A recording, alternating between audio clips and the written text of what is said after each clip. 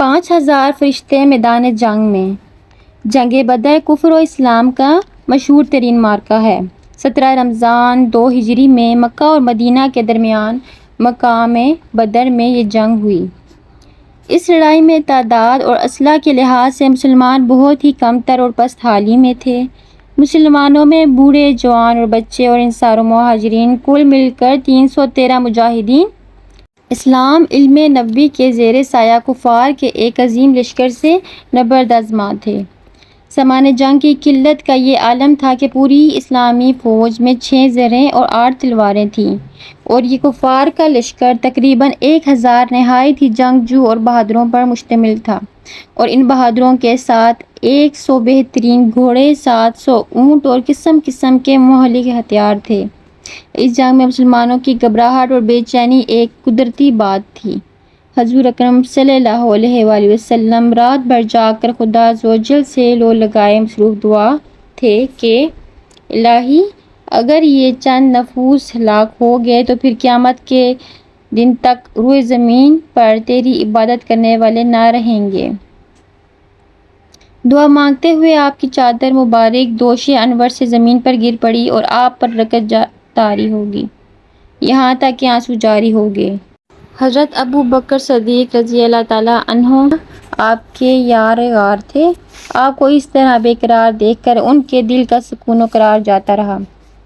انہوں نے چادر مبارک کو اٹھا کر آپ کے مقدس کندھے پر ڈال دیا اور آپ کا دست مبارک تھام کر بھرائی ہوئی آواز میں بڑے ادب کے ساتھ عرض کیا کہ حضور اب بس کیجیے، اللہ تعالیٰ ضرور اپنا وعدہ پورا فرمائے گا۔ اپنے یار غار صدیق کے جان نثار رضی اللہ عنہ کی گزارش مان کر آپ نے دعا ختم کر دی اور نہایت اطمینان کے ساتھ پیغمبرانہ لہجے میں فرمایا کہ سورہ قمر کی آیت کا ایک ترجمہ ہے، اب بھگائی جاتی ہے یہ جماعت اور پیٹھیں پھیر دیں گے۔ صبح کو حضور صلی اللہ علیہ وآلہ وسلم نے آیات جہاد کی تلاوت فرما کر ایسا ولولہ انگیز وعظ فرمایا کہ مجاہدین کی رگوں میں خون کا قطرہ قطرہ جوش و خروش کا سمندر بن کر طوفانی موجیں مارنے لگا، اور آپ صلی اللہ علیہ وآلہ وسلم نے بشارت دی کہ اگر صبر کے ساتھ تم مجاہدین میدان جنگ میں ڈٹے رہے تو اللہ تعالیٰ تمہاری مدد کے لیے آسمان سے فرشتوں کی فوج بھیج دے گا۔ چنانچہ 5000 فرشتوں کی فوج میدان جنگ میں اتر پڑی اور دم زدن میں میدان جنگ کا نقشہ ہی بدل گیا۔ حضرت علی رضی اللہ عنہ مجاہدین کا جھنڈا لہرا رہے تھے اور حضرت سعد بن عبادہ رضی اللہ تعالیٰ عنہ انصار کے علمبردار تھے۔ کفار کے 70 آدمی قتل ہو گئے اور 70 گرفتار ہوئے، باقی اپنا سارا سامان چھوڑ کر فرار ہو گئے۔ کفار کے مقتولین میں قریش کے بڑے بڑے نامور سردار جو بہادری اور سپاہیگری میں یکتائے روزگار تھے، ایک ایک کر کے سب موت کے گھاٹ اتار دیے گئے، یہاں تک کہ کفار قریش کی لشکری طاقت ہی فنا ہوگی۔ مسلمانوں میں کل 14 خوش نصیبوں کو شہادت کا شرف ملا، جن میں 6 مہاجر اور 8 انصار تھے، اور مسلمانوں کو بے شمار مال غنیمت ملا جو کفار چھوڑ کر فرار ہو گئے تھے۔ اللہ تعالیٰ نے جنگ بدر اور فرشتوں کی فوج کا تذکرہ قرآن مجید میں ان لفظوں کے ساتھ فرمایا کہ ترجمہ، بے شک اللہ نے بدر میں تمہاری مدد کی جب تم بالکل بے سر و سامان تھے، تو اللہ سے ڈرو کہ کہیں تم شکر گزار ہو جب اے محبوب تم مسلمانوں سے فرماتے تھے کیا تمہیں یہ کافی نہیں کہ تمہارا رب تمہاری مدد کرے 3000 فرشتے اتار کر؟ ہاں کیوں نہیں، اگر تم صبر و تقویٰ کرو اور کافر اسی دم تم پر آ پڑیں تو تمہارا رب تمہاری مدد کو 5000 فرشتے نشان والے بھیجے گا، اور یہ فتح اللہ نے نہ کی مگر تمہاری خوشی کے لیے اور اس لیے کہ اس سے تمہارے دلوں کو چین ملے، اور مدد نہیں مگر اللہ غالب حکمت والے کے پاس سے۔ جنگ بدر میں مسلمانوں کی تعداد اور سامان جنگ کی قلت کے باوجود فتح مبین نے مسلمانوں کے قدموں کا بوسہ لیا۔ اس سے یہ سبق ملتا ہے کہ فتح کثرت تعداد اور سامان جنگ کی فراوانی پر موقوف نہیں، بلکہ فتح کا دار و مدار نصرت خداوندی پر ہے کہ وہ جب چاہتا ہے تو فرشتوں کی فوج آسمان سے میدان جنگ میں اتار کر مسلمانوں کی امداد و نصرت فرما دیتا ہے، اور مسلمان قلت تعداد اور سامان جنگ نہ ہونے کے باوجود فتح مند ہو کر کفار کے لشکروں کو تہس نہس کر کے پناہ کے گھاٹ اتار دیتا ہے، مگر اللہ تعالیٰ نے اس کے لیے 2 شرطیں رکھی ہیں، ایک صبر اور دوسرا تقوی۔ اگر مسلمان صبر و تقوی کے دامن کو تھامے ہوئے خدا کی مدد پر بھروسہ کر کے جنگ میں اڑ جائیں تو انشاءاللہ تعالیٰ ہمیشہ اور ہر محاذ پر فتح مبین مسلمانوں کے قدم چومے گی اور کفار شکست کھا کر راہ فرار اختیار کریں گے یا مسلمانوں کی مار سے فنا ہو کر فی النار ہو جائیں گے۔ بس ضرورت ہے کہ مسلمان صبر و تقوی کے ہتھیاروں سے لیس ہو کر خدا کی مدد کا بھروسہ کر کے کفار کے حملوں کا مقابلہ کرنے کے لیے میدان جنگ میں استقامت کا پہاڑ بن کر کھڑے رہیں اور ہرگز تعداد کی کمی اور سامان جنگ کی قلت و کثرت کی پرواہ نہ کریں، کیونکہ فرمان خداوندی ہے کہ مدد فرمانے والا تو بس اللہ ہی ہے۔ حضرت ابراہیم علیہ السلام کا اعلان توحید۔ مفسرین کا بیان ہے کہ نمرود بن کنعان بڑا جابر بادشاہ تھا۔ سب سے پہلے اسی نے تاج شاہی اپنے سر پر رکھا۔ اس سے پہلے کسی بادشاہ نے تاج نہیں پہنا تھا۔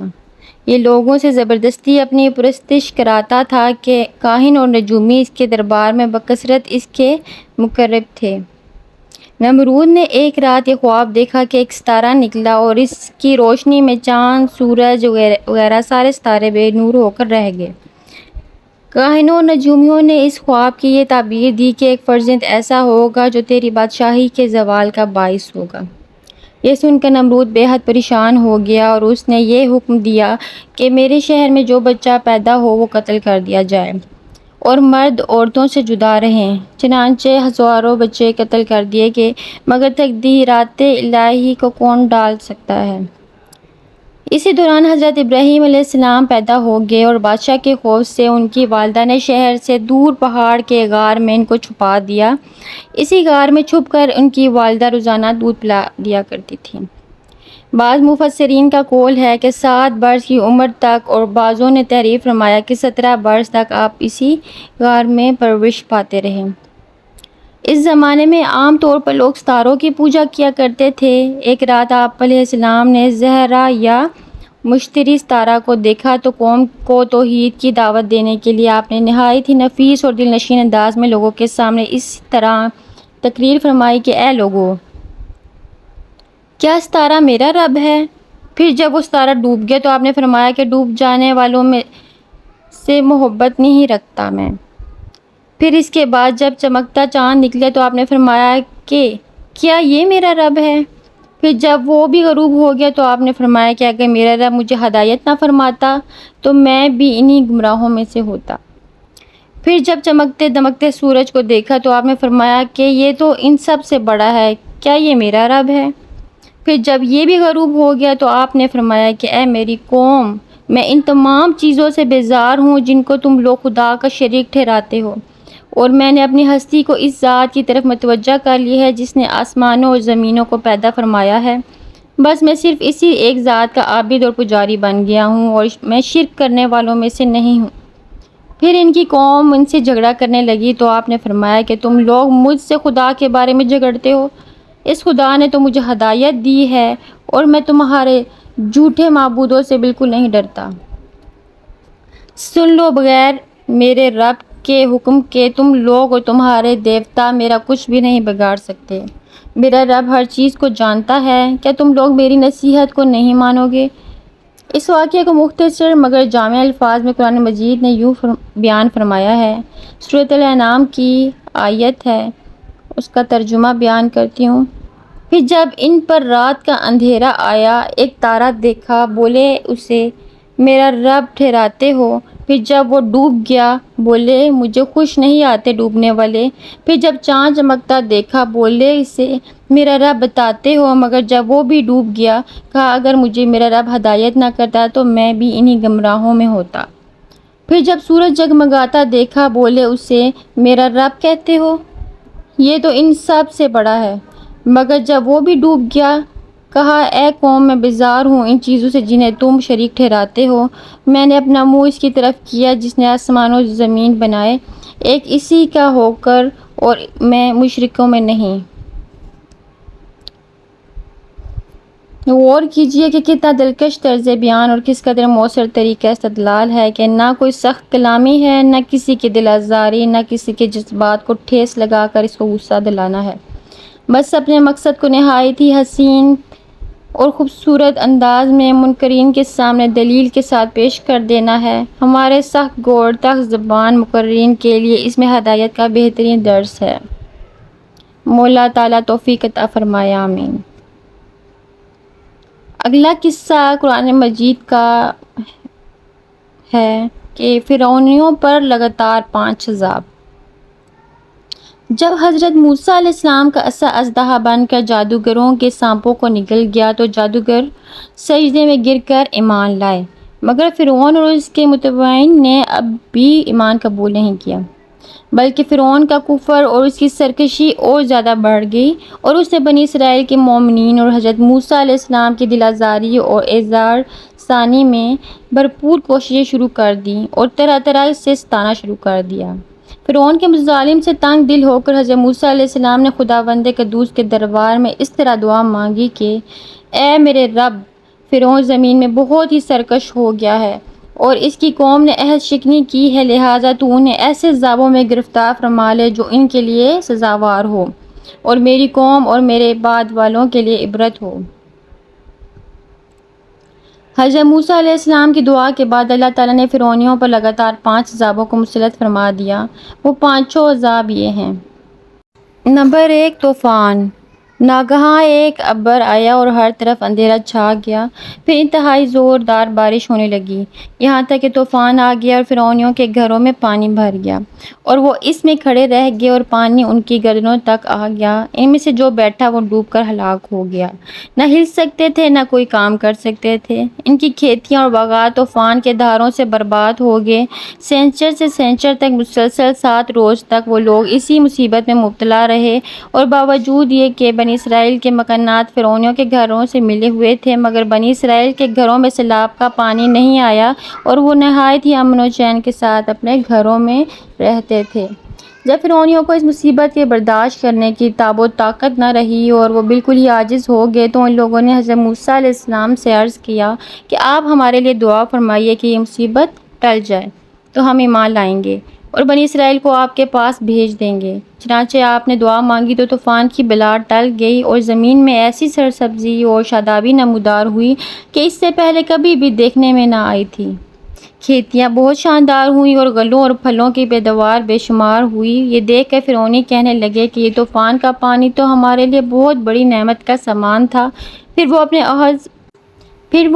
عہد سے پھر گئے اور ایمان نہیں لائے اور پھر سرکشی اور ظلم و عصیان کی گرم بازاری شروع کر دی۔ نمبر 2، ٹڈیاں۔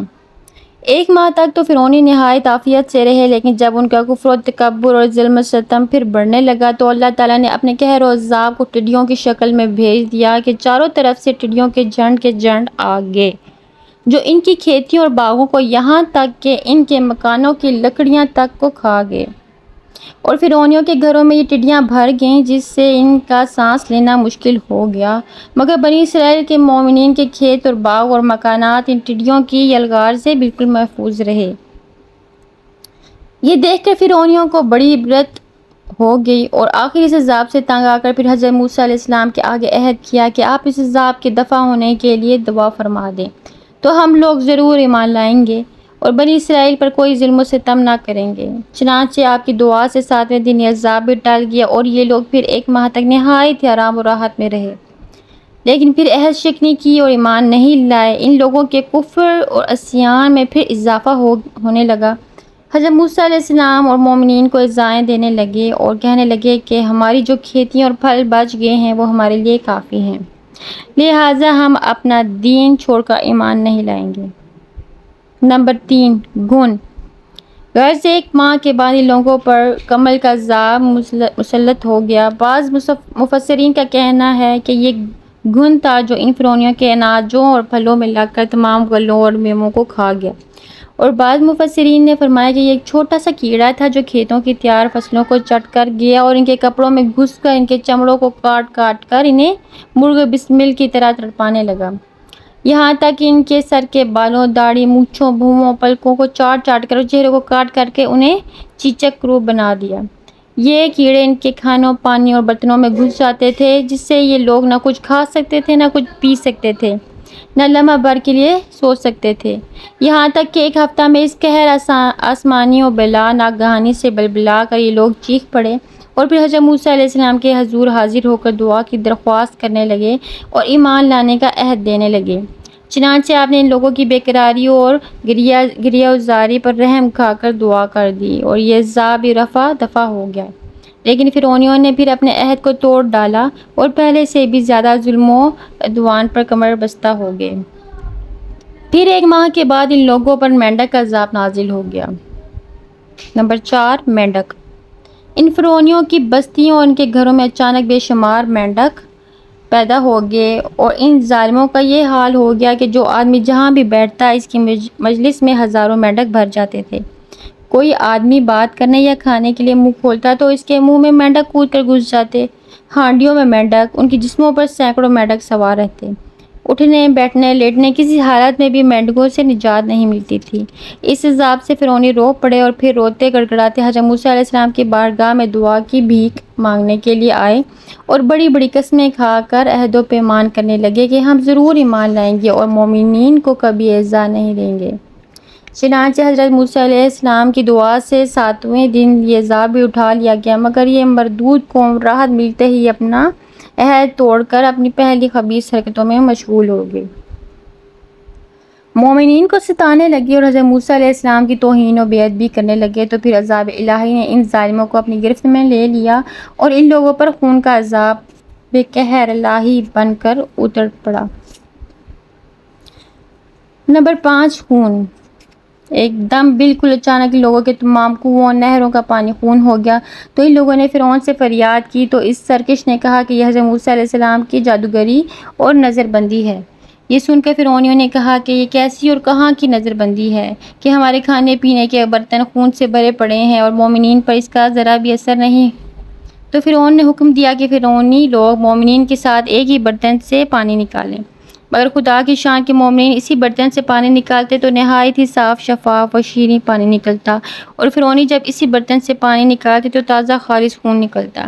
یہاں تک کہ فرعونی لوگ پیاس سے بے قرار ہو کر مومنین کے پاس آئے اور کہا کہ ہم دونوں ایک ہی برتن سے ایک ہی ساتھ منہ لگا کر پئیں پانی، مگر قدرت خداوندی کا عجیب جلوہ نظر آتا۔ ایک ہی برتن سے ایک ساتھ منہ لگا کر دونوں پانی پیتے تھے، مگر مومنین کے منہ میں جو جاتا وہ پانی ہوتا تھا اور فرعون والوں کے منہ میں جو جاتا وہ خون ہوتا تھا۔ مجبور ہو کر فرعون اور فرعونی لوگ گھاس اور درختوں کی جڑیں اور چھالیں چبا چبا کر چوستے تھے، مگر اس کی رطوبت بھی ان کے منہ میں جا کر خون بن جاتی تھی۔ الغرض فرعونیوں نے پھر گڑ گڑا کر حضرت موسیٰ علیہ السلام سے دعا کی درخواست کی تو آپ نے پیغمبرانہ رحم و کرم فرما کر پھر ان لوگوں کے لیے دعائے خیر فرما دی تو 7ویں دن اس خونی عذاب کا سایہ بھی ان کے سروں سے اٹھ گیا۔ الغرض ان سرکشوں پر مسلسل 5 عذاب آتے رہے اور ہر عذاب 7ویں دن ٹلتا رہا اور ہر 2 عذابوں کے درمیان 1 ماہ کا فاصلہ ہوتا رہا، مگر فرعون اور فرعونیوں کے دلوں پر شقاوت و بدبختی کی ایسی مہر لگ چکی تھی کہ پھر بھی وہ ایمان نہیں لائے اور اپنے کفر پر اڑے رہے اور ہر مرتبہ اپنا عہد توڑتے رہے، یہاں تک کہ اللہ تعالیٰ کے قہر و غضب کا آخری عذاب آ گیا کہ فرعون اور اس کے متبعین سب دریائے نیل میں غرق ہو کر ہلاک ہو گئے اور ہمیشہ کے لیے خدا کی دنیا ان عہد شکنوں اور مردودوں سے پاک و صاف ہو گئی اور یہ لوگ دنیا سے اس طرح نیست و نابود کر دیے گئے کہ روئے زمین پر ان کی قبروں کا نشان بھی باقی نہ رہا۔ قرآن مجید نے ان مذکورہ بالا 5 عذابوں کی تصویر کشی ان الفاظ میں فرمائی ہے۔ سورۃ الاعراف کی آیات کا ترجمہ بیان کرتی ہوں۔ تو بھیجا ہم نے ان پر طوفان اور ٹڈی اور گھن یا کلنی یا جوئیں اور مینڈک اور خون جدا جدا نشانیاں، تو انہوں نے تکبر کیا اور وہ مجرم قوم تھی، اور جب ان پر عذاب پڑتا کہتے اے موسیٰ ہمارے لیے اپنے رب سے دعا کرو اس عہد کے سبب جو اس کا تمہارے پاس ہے، بے شک اگر تم ہم پر سے عذاب اٹھا دو گے تو ہم ضرور تم پر ایمان لے آئیں گے اور بنی اسرائیل کو تمہارے ساتھ کر دیں گے۔ پھر جب ہم ان سے عذاب اٹھا لیتے ایک مدت کے لیے جس تک انہیں پہنچنا ہے، جبھی وہ پھر جاتے تو ہم ان سے بدلہ لیا، ہم نے ان سے بدلہ لیا تو انہیں دریا میں ڈبو دیا، اس لیے کہ ہماری آیتیں جھٹلاتے اور ان سے بے خبر تھے۔ ان واقعات سے یہ سبق ملتا ہے کہ عہد شکنی اور اللہ کے نبیوں کی تکذیب و توہین کتنا بڑا اور ہولناک جرم عظیم ہے کہ اس کی وجہ سے فرعونیوں پر بار بار عذاب الہی قسم قسم کی صورتوں میں اترا، یہاں تک کہ آخر میں وہ دریا میں غرق کر کے دنیا سے فنا کر دیے گئے۔ لہٰذا ہر مسلمان کو عہد شکنی اور سرکشی اور گناہوں سے بچتے رہنا لازم ہے کہ کہیں بدعمالیوں کی نحوستوں سے ہم پر بھی قہر الہی عذاب کی صورت میں نہ اتر پڑے۔ قوم عاد کی آندھی۔ قوم عاد مقام احقاف میں رہتی تھی جو عمان و حضر موت کے درمیان ایک بڑا ریگستان ہے۔ ان کے مورث اعلیٰ کا نام عاد بن اوس بن ارم بن سام بن نوح ہے۔ پوری قوم کے لوگ ان کو مورث اعلیٰ عاد کے نام سے پکارنے لگے۔ یہ لوگ بت پرست اور بہت بدعمال و بدکردار تھے۔ اللہ تعالیٰ نے اپنے پیغمبر حضرت ہود علیہ السلام کو ان لوگوں کی ہدایت کے لیے بھیجا، مگر اس قوم نے اپنے تکبر اور سرکشی کی وجہ سے حضرت ہود علیہ السلام کو جھٹلا دیا اور اپنے کفر پر اڑے رہے۔ حضرت ہود علیہ السلام بار بار ان سرکشوں کو عذاب الہی سے ڈراتے رہے، مگر اس شریر قوم نے نہایت ہی بے باکی اور گستاخی کے ساتھ اپنے نبی سے یہ کہہ دیا۔ سورۃ الاعراف کی آیت کا ترجمہ ہے، کیا تم ہمارے پاس اس لیے آئے ہو کہ ہم ایک اللہ کو پوجیں اور جو ہمارے باپ دادا پوجتے تھے انہیں چھوڑ دیں؟ تو لاؤ جس کا ہمیں وعدہ دے رہے ہو اگر سچے ہو۔ آخر عذاب الہی کی جھلکیاں شروع ہو گئیں۔ 3 سال تک بارش ہی نہیں ہوئی اور ہر طرف قحط و خشک سالی کا دورہ دور ہو گیا، یہاں تک کہ لوگ اناج کے دانے دانے کو ترس گئے۔ اس زمانے کا یہ دستور تھا کہ جب کوئی بلا اور مصیبت آتی تھی تو لوگ مکہ معظمہ جا کر خانہ کعبہ میں دعائیں مانگتے تھے تو بلائیں ٹل جاتی تھیں۔ چنانچہ ایک جماعت مکہ معظمہ گئی۔ اس جماعت میں مرثد بن سعد نامی ایک شخص بھی تھا جو مومن تھا مگر اپنے ایمان کو قوم سے چھپائے ہوئے تھا۔ جب بھی لوگوں نے کعبہ معظمہ میں دعا مانگنا شروع کی تو مرثد بن سعد کا ایمانی جذبہ بیدار ہو گیا اور اس نے تڑپ کر کہا کہ اے میری قوم، تم لاکھ دعائیں مانگو مگر خدا کی قسم اس وقت تک پانی نہیں برسے گا جب تک تم اپنے نبی حضرت ہود علیہ السلام پر ایمان نہ لاؤ گے۔ حضرت مرثد بن سعد نے جب اپنا ایمان ظاہر کر دیا تو قوم عاد کے شریروں نے ان کو مار پیٹ کر الگ کر دیا اور دعائیں مانگنے لگے۔ اس وقت اللہ تعالیٰ نے 3 بدلیاں بھیجیں، ایک سفید، ایک سرخ، ایک سیاہ، اور آسمان سے ایک آواز آئی کہ اے قوم عاد، تم لوگ اپنی قوم کے لیے ان 3 بدلیوں میں سے ایک بدلی کو پسند کر لو۔ ان لوگوں نے کالی بدلی کو پسند کر لیا اور یہ لوگ اس خیال میں مگن تھے کہ کالی بدلی خوب زیادہ بارش دے گی۔ چنانچہ وہ ابر سیاہ قوم عاد کی آبادیوں کی طرف چل پڑا۔ قوم عاد کے لوگ کالی بدلی کو دیکھ کر بہت خوش ہوئے۔ حضرت ہود علیہ السلام نے فرمایا کہ اے میری قوم، دیکھ لو عذاب الہی ابر کی صورت میں تمہاری طرف بڑھ رہا ہے، مگر قوم کے گستاخوں نے اپنے نبی کو جھٹلا دیا اور کہا کہ کہاں کا عذاب اور کیسا عذاب؟ یہ تو بادل ہے جو ہمیں بارش دینے کے لیے آ رہا ہے۔ یہ بادل پچھم کی طرف سے آبادیوں کی طرف برابر بڑھتا رہا اور ایک دم ناگہاں اس میں سے ایک آندھی آئی جو اتنی شدید تھی کہ اونٹوں کو ان کے سوار کے اڑا کر کہیں سے کہیں پھینک دیتی تھی، پھر اتنی زوردار ہو گئی کہ درختوں کو جڑوں سے اکھاڑ کر اڑا لے جانے لگی۔ یہ دیکھ کر قوم عاد کے لوگوں نے اپنے سنگین محلوں میں داخل ہو کر دروازوں کو بند کر لیا، مگر آندھی کے جھونکے نہ صرف دروازوں کو اکھاڑ کر لے گئے بلکہ پوری عمارتوں کو جھنجھوڑ کر ان کی اینٹ سے اینٹ بجا دی۔ 7 رات اور 8 دن مسلسل یہ آندھی چلتی رہی، یہاں تک کہ قوم عاد کا ایک ایک آدمی مر کر فنا ہو گیا اور اس قوم کا ایک بچہ بھی باقی نہ رہا۔ جب آندھی ختم ہوئی تو اس قوم کی لاشیں زمین پر اس طرح پڑی ہوئی تھیں جس طرح کھجوروں کے درخت اکھاڑ کر زمین پر پڑے ہوں۔ چنانچہ ارشاد ربانی ہے۔ سورۃ الحاقہ کی آیت کا ترجمہ ہے، اور رہے عاد وہ ہلاک کیے گئے نہایت سخت گرجتی آندھی سے، وہ ان پر قوت سے لگا دی ساری 7 راتیں اور 8 دن لگاتار، تو ان لوگوں کو ان میں دیکھو بچھڑے ہوئے، گویا وہ کھجور کے ڈنڈ سوکھے تنے ہیں گرے ہوئے، تو تم ان میں سے کسی کو بچا ہوا دیکھتے ہو؟ پھر قدرت خداوندی سے کالے رنگ کے پرندوں کا ایک غول نمودار ہوا جنہوں نے ان کی لاشوں کو اٹھا کر سمندر میں پھینک دیا، اور حضرت ہود علیہ السلام نے اس بستی کو چھوڑ دیا اور چند مومنین کو جو ایمان لائے تھے ساتھ لے کر مکہ مکرمہ چلے گئے اور آخر زندگی تک بیت اللہ شریف میں عبادت کرتے رہے۔ قرآن کریم کے اس دردناک واقعے سے یہ سبق ملتا ہے کہ قوم عاد جو بڑی طاقتور اور قداور قوم تھی، اور ان لوگوں کی مالی خوشحالی بھی نہایت مستحکم تھی کیونکہ لہلاتی کھیتیاں اور ہرے بھرے باغات ان کے پاس تھے۔ پہاڑوں کو تراش تراش کر ان لوگوں نے گرمیوں اور سردیوں کے لیے الگ الگ محلات تعمیر کیے تھے۔ ان لوگوں کو اپنی کثرت اور طاقت پر بڑا اعتماد، اپنے تحمل اور سامان عیش و عشرت پر بڑا ناز تھا، مگر کفر اور بدعمالیوں اور بدکاریوں کی نحوست نے ان لوگوں کو قہر الہی کے عذاب میں اس طرح گرفتار کر دیا کہ آندھی کے جھونکوں اور جھٹکوں نے ان کی پوری آبادی کو جھنجھوڑ کر چکنا چور کر دیا، اور اس پوری قوم کے وجود کو صفحۂ ہستی سے اس طرح مٹا دیا کہ ان کی قبروں کا بھی کہیں بھی نشان باقی نہ رہا۔